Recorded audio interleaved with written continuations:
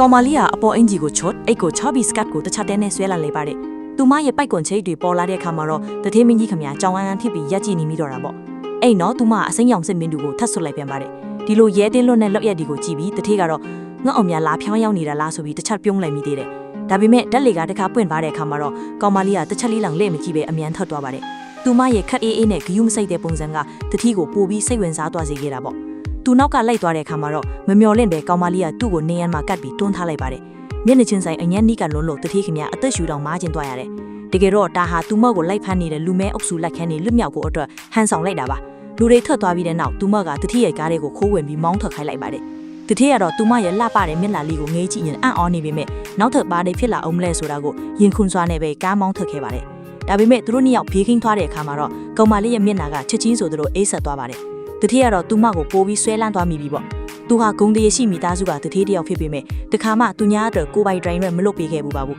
ကောင်မလေးကတော့သူ့ကိုလုံးဝဂရုမစိုက်ပဲထောက်သွားပါတယ်တကယ်တော့ဒီအဖြစ်အပျက်အားလုံးဟာကောင်မလေးကတတိနဲ့နီးစပ်ဖို့အတွက်တေးသေးချာချာအကွက်ချစီစဉ်ထားတာပါသူမဟာတတိရဲ့ကုမ္ပဏီမှာအလုပ်ဝင်နေပြီးသူကားထဲမှာလည်းနားကတစ်ထက်ကိုတမင်တက်ချန်ထားခဲ့ပါတယ်